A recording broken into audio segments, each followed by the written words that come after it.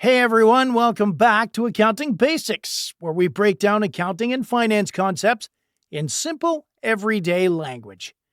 If you've ever looked at a project or investment and wondered, is this actually worth it? Then today's topic is for you. Imagine this.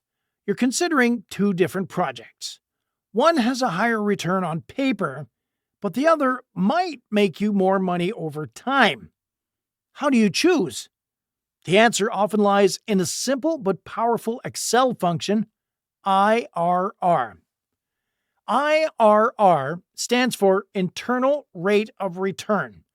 It's the interest rate at which the net present value, or NPV, of all future cash flows from a project equals zero. In simpler terms, it tells you the effective annual return you're earning on an investment, taking into account the timing and size of each cash flow.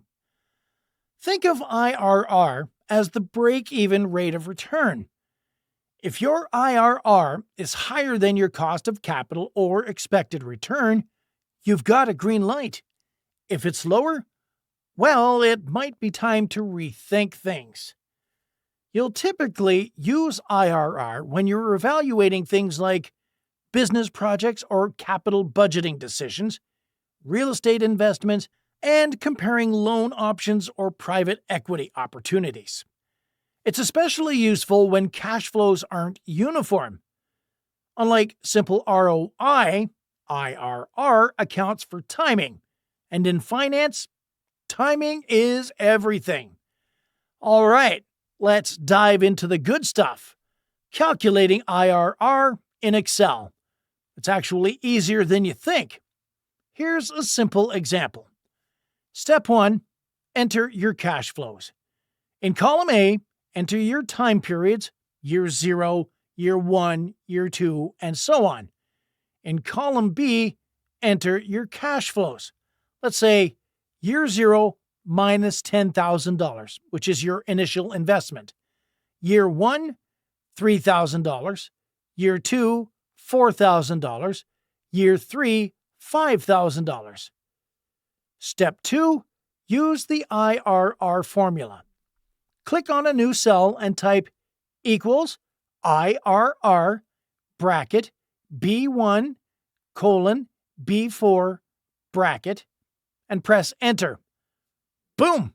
Excel gives you an IRR of around 9%, which means your investment returns 9% annually over the 3-year period. Bonus tip.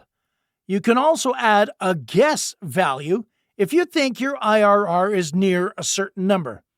Just use equals IRR bracket B1 colon B4 comma 0.10 bracket if you think it's around 10%.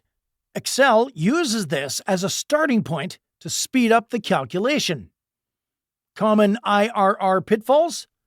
There are a couple of things to watch out for.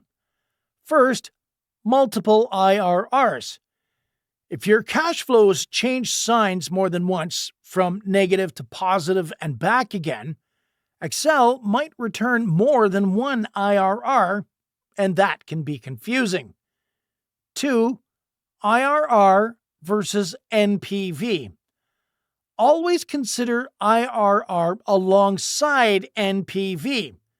A project with a higher IRR doesn't always create more value.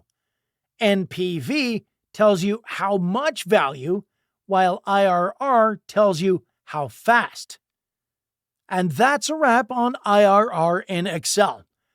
Whether you're crunching numbers for a business proposal or analyzing your own investments, knowing how to calculate and interpret IRR can seriously level up your decision-making.